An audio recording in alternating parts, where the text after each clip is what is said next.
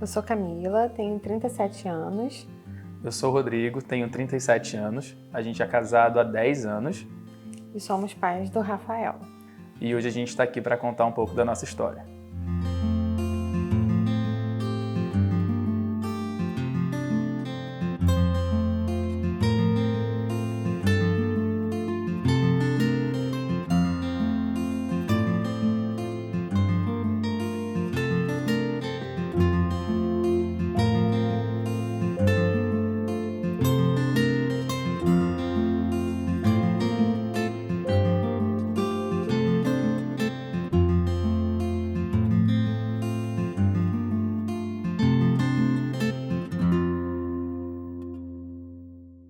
Quando a gente estava com uns 5 anos de casado, a gente resolveu aumentar a família. A gente teve essa vontade de engravidar.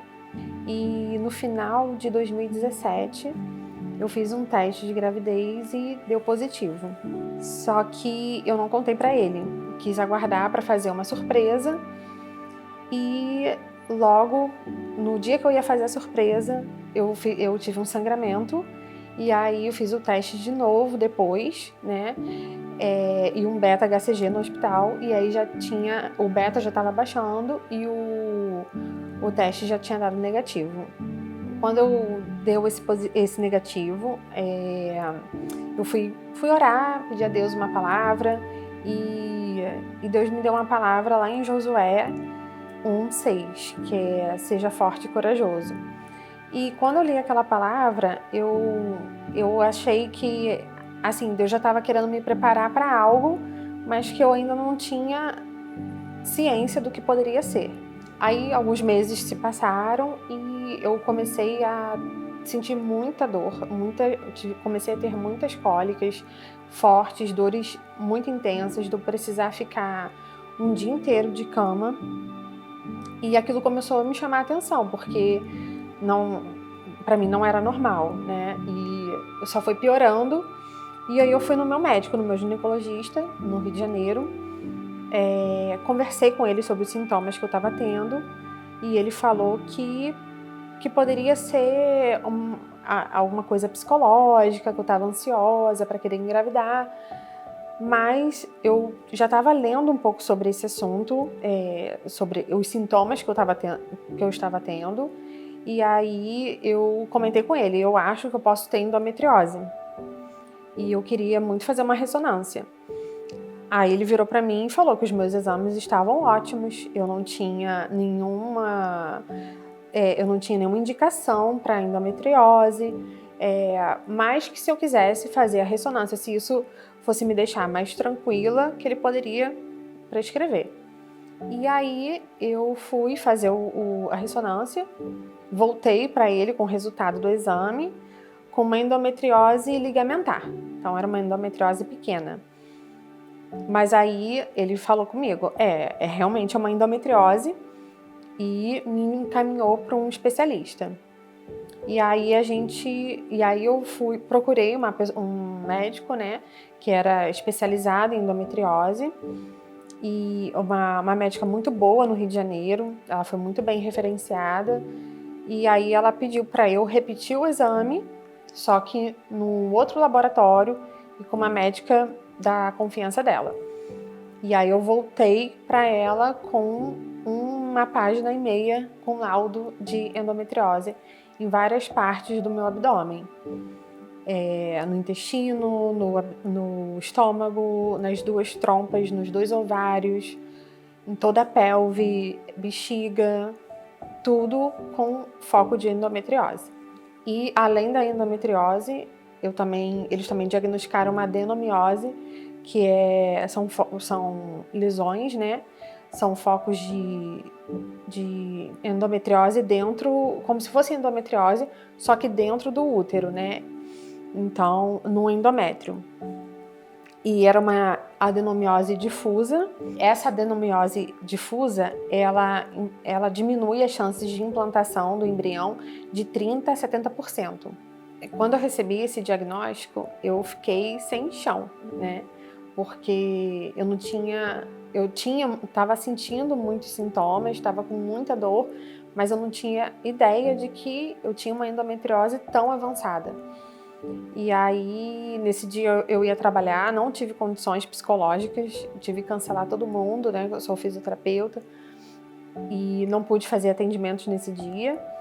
E eu fiquei, assim, completamente sem esperança, né? Comecei a ler sobre isso, me inteirar mais nesse assunto e comecei a ver a dificuldade, né, de muitas mulheres em engravidar com o mesmo diagnóstico que eu tinha, né? Quando a gente estava no médico, que a gente teve, né, o resultado desse exame, esse diagnóstico, eu lembro que eu fiquei muito preocupado, porque era um sonho pra gente, né? Eu tenho um sonho desde criança de ser pai. Eu também sabia que a Camila ela queria ser mãe.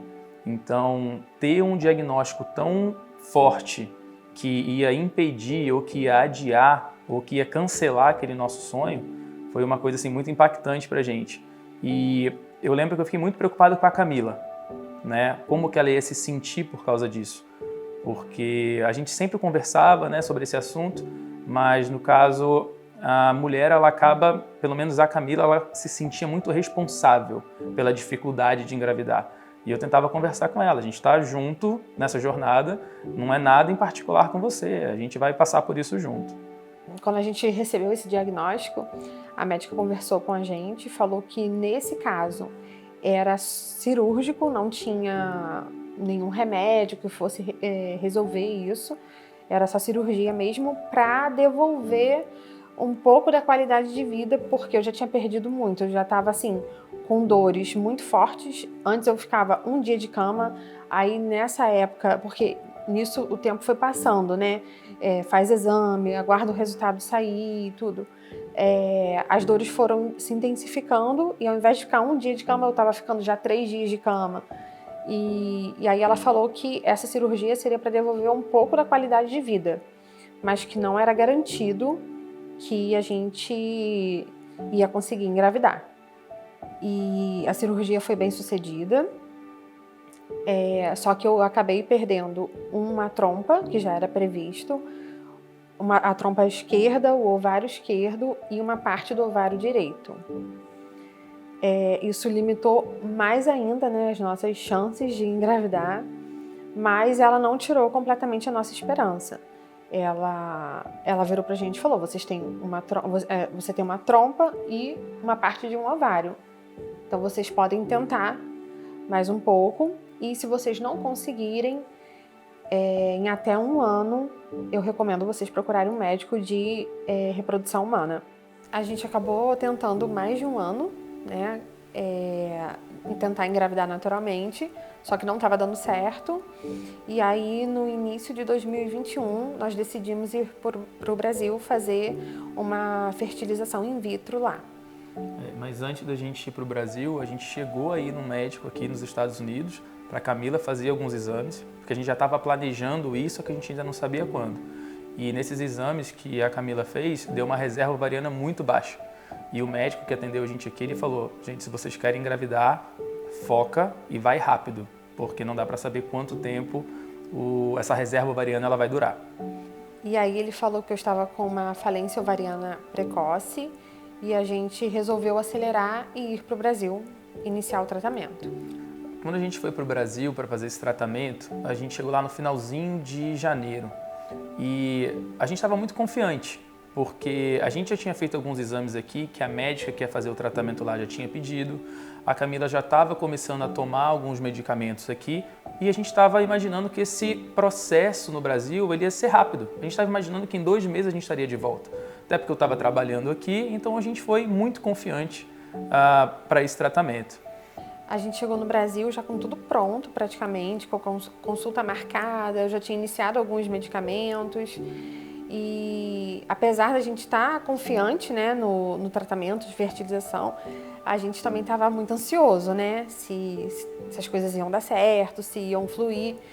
E aí eu fui para a primeira rodada de estímulo e consegui, depois de tomar muitos hormônios, eu consegui 4 óvulos apenas. E esses 4 óvulos foram fertilizados, os 4 deram certo. Então a médica decidiu transferir os 2 embriões de 4 E aí, no 4º dia, eu comecei a ter muito sangramento. Eu liguei para a médica, falei, né, que estava tendo sangramento. Ela pediu para eu permanecer, para não suspender a medicação. E no 15º dia, eu fiz o beta-HCG. E aí veio o negativo. E pra gente foi um baque, né? A gente perdeu o chão totalmente. Primeiro porque a gente estava muito confiante no tratamento. E o dia da primeira transferência dela foi o dia do aniversário dela. Foi 16 de fevereiro. Então a gente já estava, isso aqui vai ser o nosso presente, né? A gente está super confiante. E quando veio o negativo, a gente se desestruturou, se desestabilizou emocionalmente, porque a gente realmente não estava contando com uma possibilidade de ter vindo negativo. Sim, foi muito difícil e assim, eu percebi que ele ficou muito abalado. Eu fiquei muito abalada, só que quando eu vi o sangue, eu já estava imaginando que não ia dar certo. Eu já não estava com expectativa no resultado. Só que ele o tempo todo manteve a fé, acreditou que ia dar certo. E quando veio o negativo, ele ficou muito mal, ele ficou bem frustrado. Eu fiquei bastante. Eu comecei a questionar Deus, não é possível, o que a gente veio fazer aqui?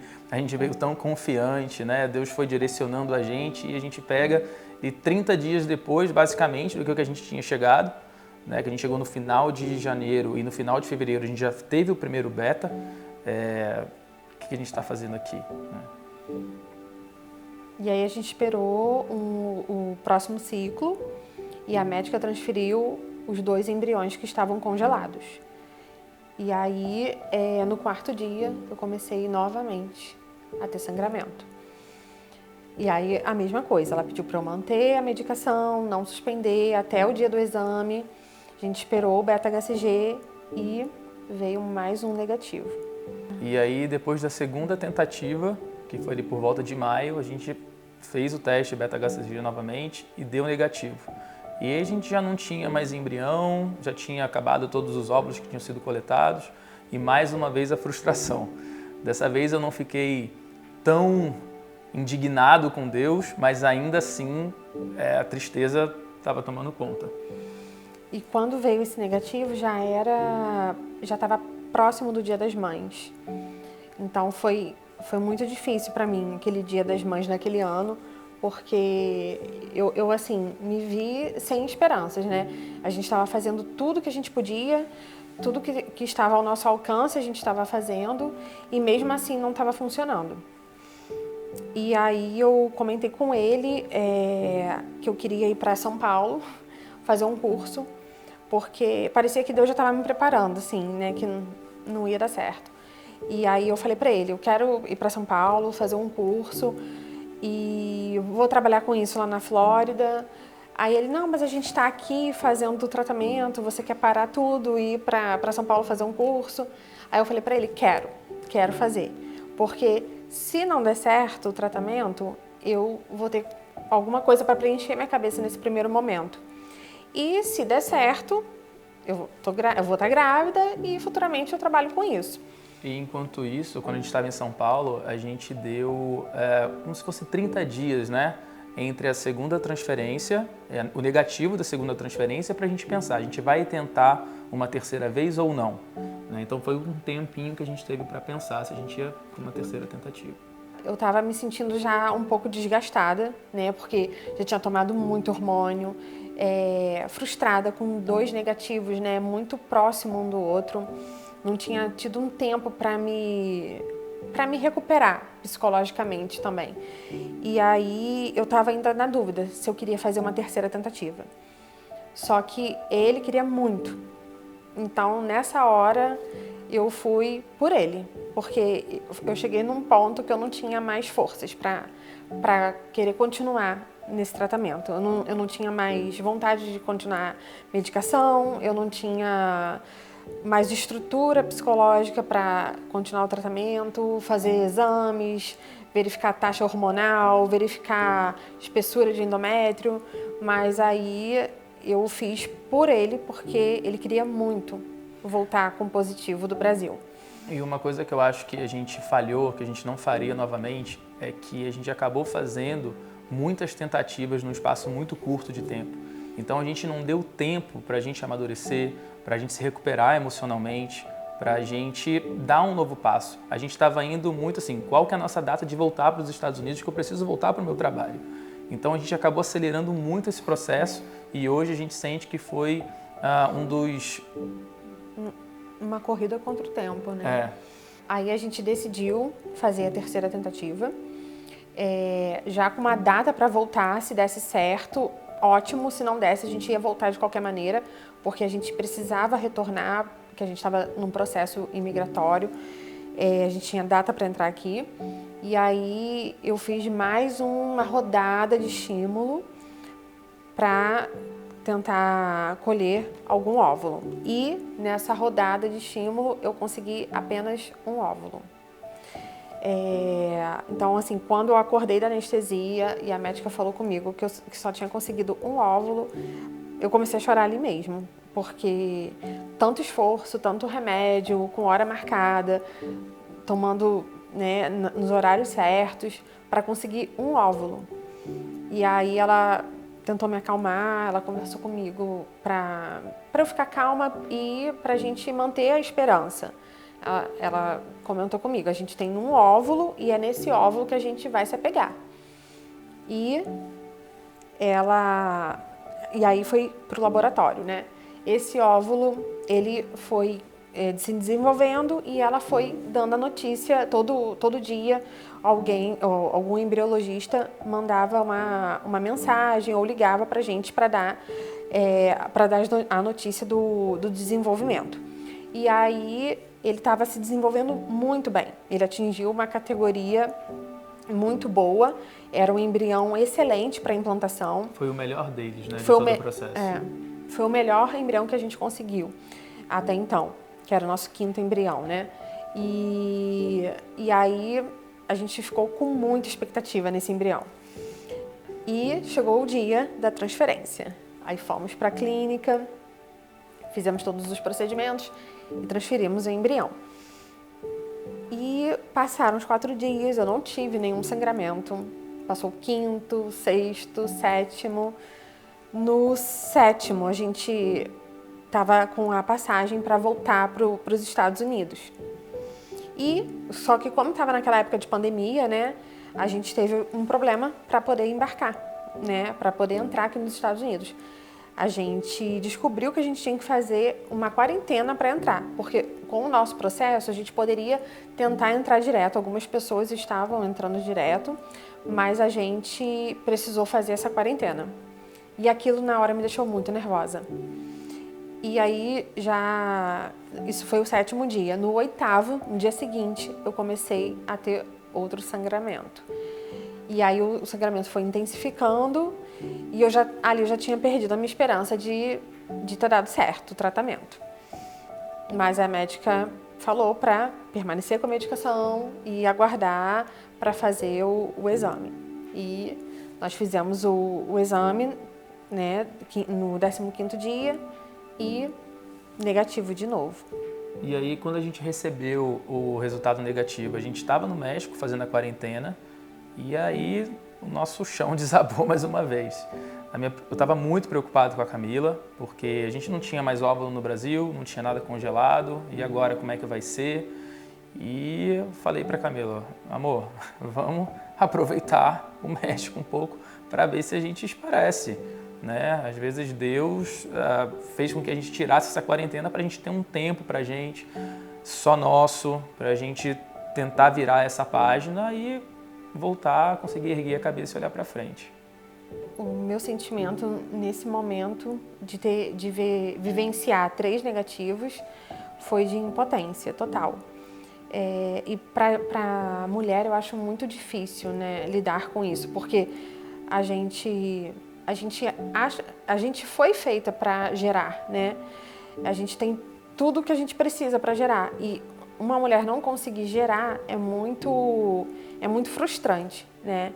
E já tinha feito o tratamento, já tinha feito tudo que eu podia Então, assim, para mim foi muito difícil, só que ao mesmo tempo eu me preocupava de não entrar numa depressão, porque já tinha conversado com outras mulheres que tinham passado por isso e que entraram numa depressão, depois desenvolveram, né, alguns transtornos, tiveram que tratar. Então eu tinha muito essa preocupação.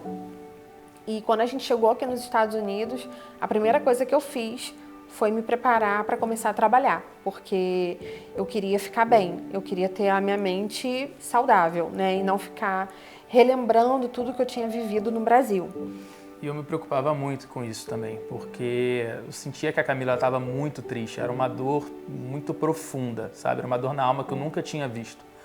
E eu lembro que eu comecei a orar a Deus para que ela conseguisse superar, o que eu podia fazer para apoiá-la.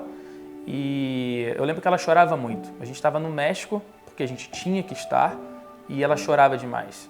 E eu comecei a me perguntar e a questionar a Deus: Senhor, por que a gente está passando por isso? Por que a gente foi até o Brasil com tanta expectativa? A gente fez 3 tentativas em 6 meses, as 3 foram negadas. Qual que é o plano, né, dele para a nossa vida? Por que ele deixou a gente passar por isso?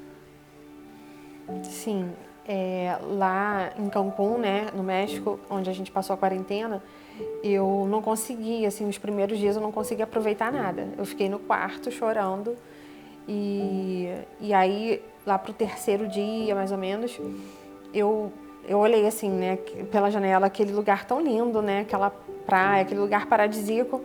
Aí eu pensei, não, de repente Deus está me dando essa oportunidade para eu, né, para ser assim, um refrigério para mim agora, nesse momento. Eu vou tentar aproveitar. E aí foi um dia que eu peguei, botei um biquíni, pensei, vou descer, vou na praia, mesmo sem vontade. E aí eu comecei a melhorar um pouco, e aí nós viemos embora, entramos nos Estados Unidos de novo, e aí eu comecei a trabalhar, comecei a preencher minha cabeça, só que mesmo assim a dor ainda era muito grande. De madrugada eu acordar pensando nisso e começar a chorar e sair do quarto para não acordar o Rodrigo, ir para outro quarto para poder ficar chorando em paz. E assim, era uma dor que parecia que não ia sanar, né? Era uma ferida que parecia que não ia fechar. E no Brasil a gente também teve a experiência de estar fazendo um tratamento. E como a gente acabou abrindo para algumas pessoas, a gente acabou ouvindo muita coisa também, né? A gente estava lá fazendo tratamento e vinha gente perguntando por que a gente não adotava, se a gente tinha preconceito em adotar. Mas não é sobre preconceito de adotar, né? Mas é uma outra situação. Você tem que estar bem para passar por uma adoção, por um processo de adoção, né? E naquele momento a gente estava vivendo o tratamento. Então, assim, tudo isso assim foi ferindo bastante. Sim, eu queria muito dar continuidade no tratamento, mas a dor foi tão grande ao longo das perdas que a Camila, como ela mencionou, ela chorava todos os meses, né? E ela já estava desistindo da ideia. Ela pediu para Deus tirar do coração dela a vontade de ser mãe. Então eu falei, amor, se você sonha em ser mãe, você só tem uma alternativa, é tentar. Porque se você não tentar, você nunca vai conseguir ser. Então vamos tentar parar de olhar para trás, vamos olhar para frente e na hora que você estiver pronta, vamos tentar mais uma vez.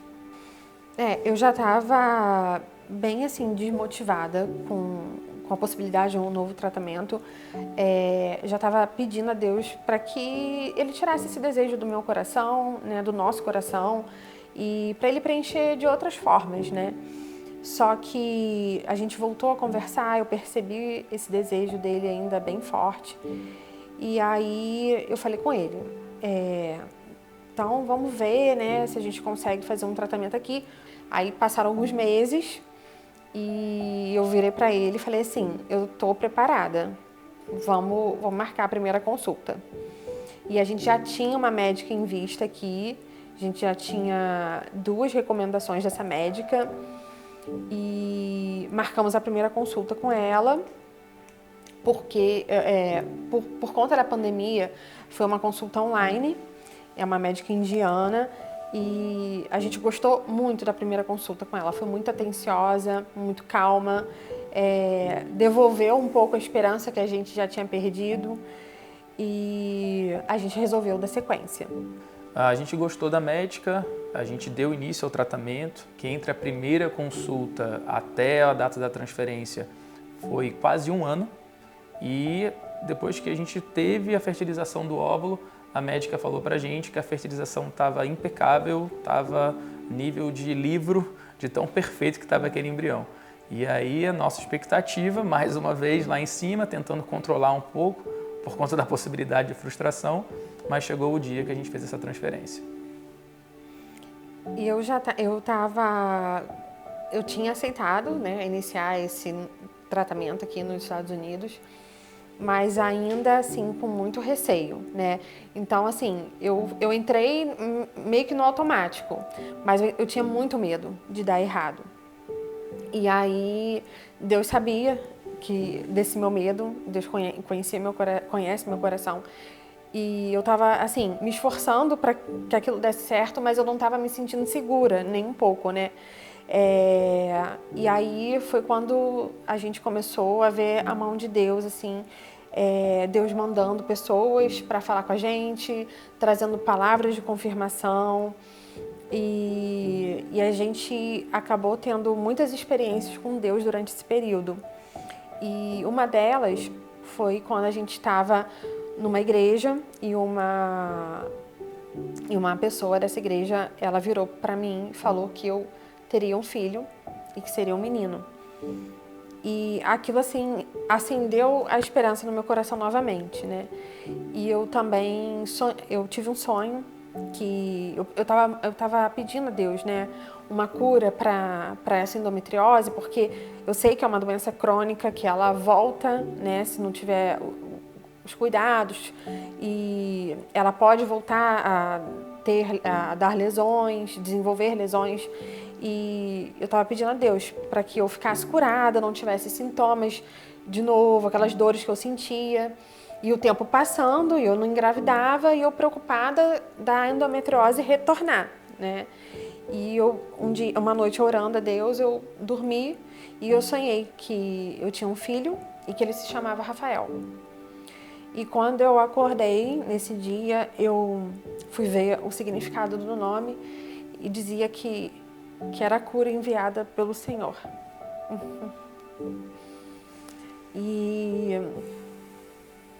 E aí a gente seguiu com bastante esperança no tratamento e tudo foi fluindo assim de uma maneira muito, muito positiva. Sobrenatural, né?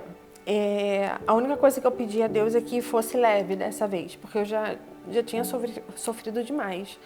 E aí o tratamento foi muito leve. Eu continuei com a minha rotina normalmente, fazendo atividade física, trabalhando. Eu não sentia absolutamente nada, não tive nenhum efeito colateral dos remédios. Eu nem lembrava, às vezes até esquecia que eu estava em tratamento e que todo dia eu tinha que tomar injeção. E aí chegou o dia, né, da gente verificar o endométrio, né, de fazer a ultrassonografia. E aí ele tinha que atingir uma espessura determinada e tinha que ter outras características. E aí quando eu fui fazer esse exame, a médica falou que ele estava do tamanho certo, perfeito, e ele era trilaminar, que é quando o endométrio assim está totalmente preparado para receber um embrião.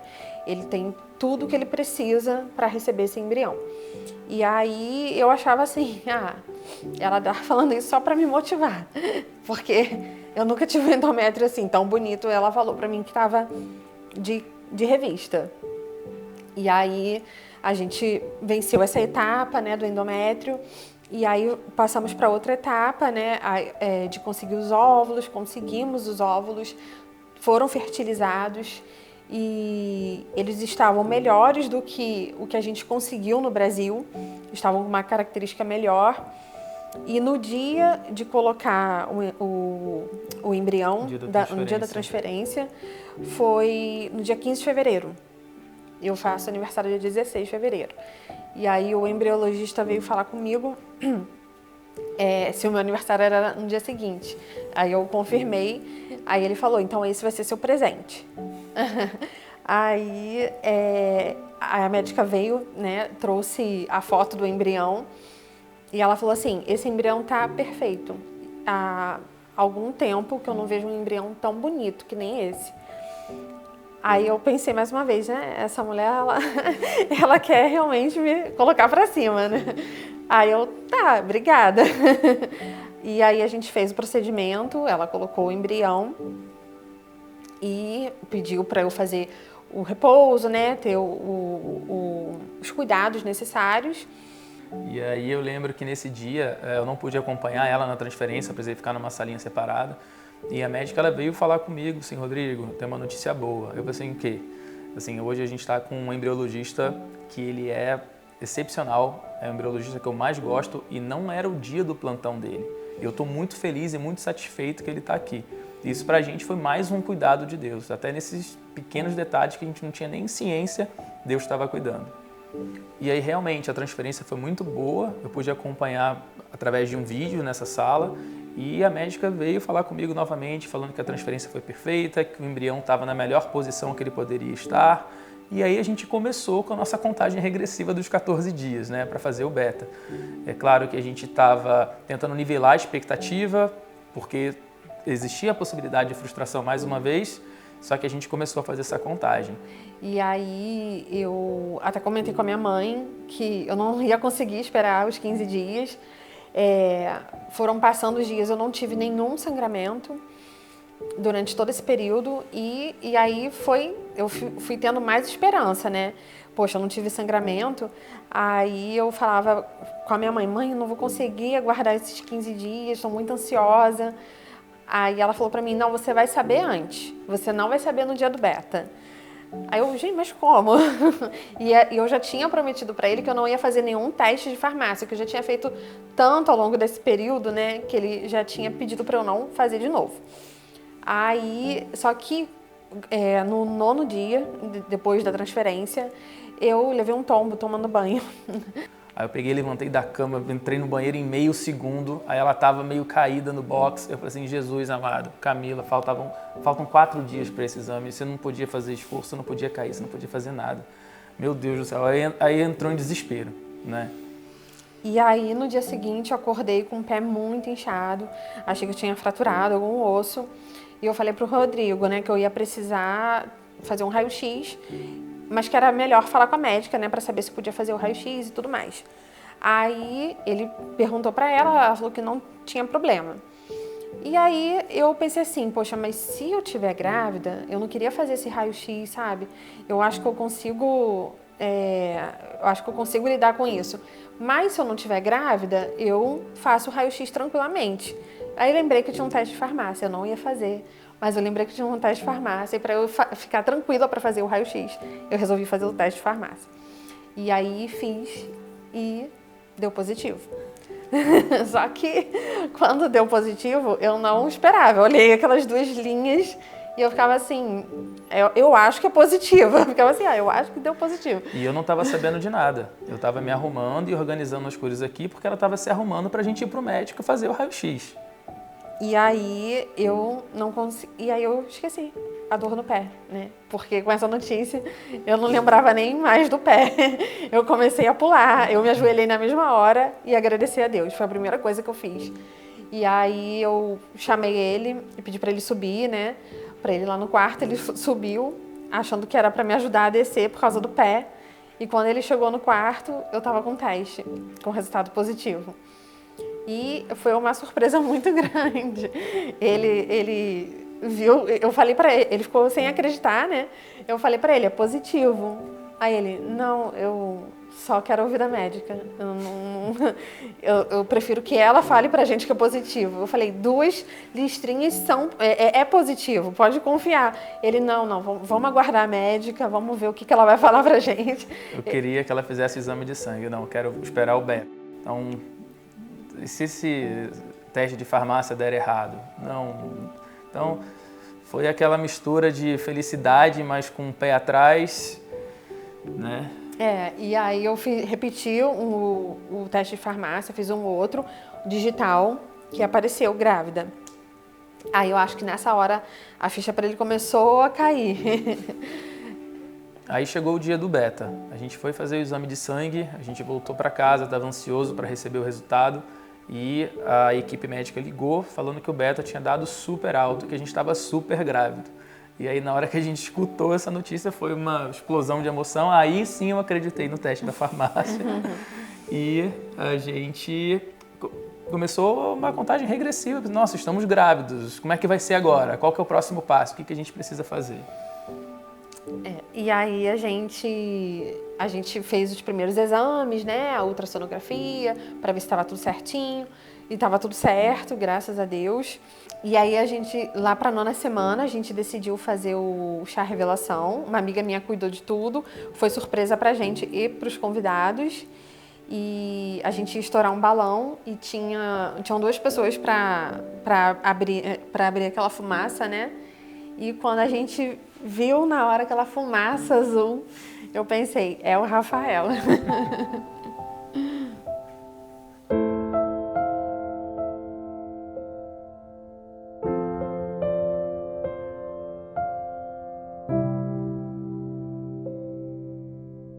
Filho, a gente lutou muito por você, a gente esperou muito por esse momento e eu queria que você soubesse que a gente já te ama muito, você foi muito sonhado, muito planejado e somos muito gratos a Deus por ter o privilégio de poder te chamar de filho e o que a gente mais quer é ser os melhores pais para você e que você conheça esse Deus que nos deu essa chance, nos deu a graça de poder gerar você. Rafael, quero te dizer que papai te ama muito. Preparei o seu quartinho com todo o carinho do mundo e eu estou muito ansioso para a sua chegada. E eu vou fazer todo o possível e tudo que tiver ao meu alcance para eu ser o melhor pai do mundo e para te ajudar a crescer, se desenvolver e caminhar nos caminhos de Deus. O objetivo que a gente está gravando esse vídeo é para contar o nosso testemunho e Deus colocou isso no nosso coração para a gente mostrar que o mesmo Deus da Bíblia que faz todos os milagres, Ele também fez na nossa vida. Então, se você está pensando em desistir, se você está desanimado, não desista, continue orando, aproveita para estreitar o seu relacionamento com Deus, melhorar e fortalecer o seu relacionamento conjugal e Deus ele vai ser fiel na sua vida. O nosso objetivo realmente é esse e de encorajar, né, pessoas que estão passando por isso, estão nesse processo, que às vezes acham que porque não deu certo a primeira, a segunda, a terceira, enfim, que não é para ser, mas não, às vezes vão ser necessárias mais tentativas, né? Mas a gente não pode perder a nossa fé.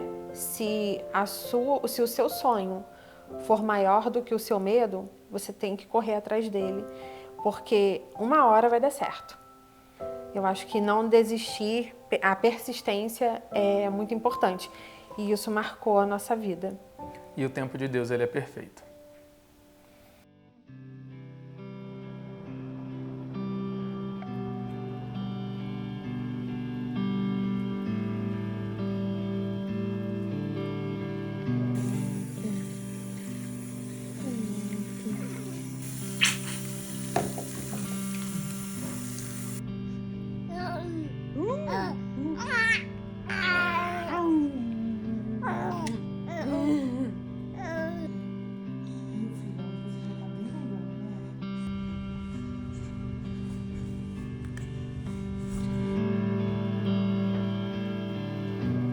Isso, cara? Que isso, cara? Tá espoleta? Você tá espoleta?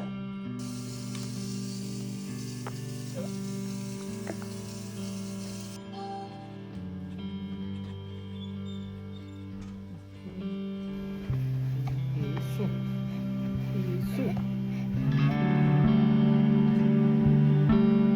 O papai joga?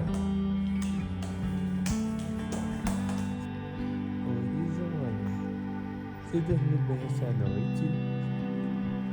Você dormiu bem essa noite? Cadê o sorriso? Ah, cara de quem dormiu bem.